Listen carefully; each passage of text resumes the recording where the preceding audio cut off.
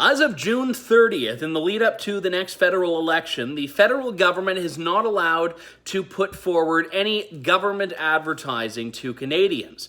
Though that didn't stop the Trudeau Liberal government from spending $17.7 million in the first quarter of 2019-2020, basically the period immediately preceding that June 30th cutoff. Now, these numbers come from the National Post, which did a dive into how much the federal government is spending on advertising things like programs, tax credits, the budget, all of these things that governments can advertise and spend money on that aren't expressly partisan. The problem with it is that the government is promoting its agenda. The government's promoting its own record, and the government is spending millions and millions of dollars in an election year to tell Canadians all the things that it's doing for them. Now, it's not a Liberal problem exclusively, and when asked about it, the Treasury Board's answer was, well, Harper did it too. This is what they basically said. Well, we're still 2/3 below what Stephen Harper's government was spending in the lead up to the 2015 election.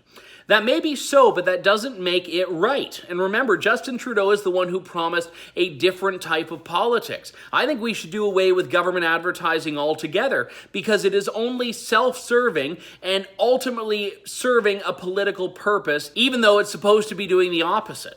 Now, there are areas where government may need to get a message out, but the Harper-era advertising, the Economic Action Plan, was self-serving.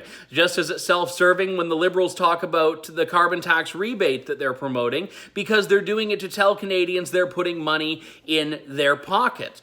And in fact, Treasury Board President Joyce Murray's spokesperson said it's different when we do it than when they do it, referring to the Conservatives. This is the quote from Fariz Nathu. While the previous Conservative government used government advertising for political gain, we have been giving Canadians the information they need in a responsible, non-partisan fashion.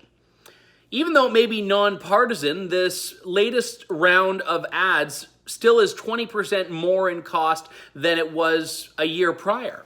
And when that period in 2018 happened, it came after 3 quarters of not spending any money on government advertising. So for some reason, the government only needs to communicate in that so-called nonpartisan fashion in the lead up to an election. Seems a little bit suspect to me. If we do away with all government advertising, we don't have to split hairs over whether something is partisan or not, political or not, self-serving or not. We can allow the cynicism to reign and accept that it's always self-serving, which is why it has to end. For True North, I'm Andrew Lawton.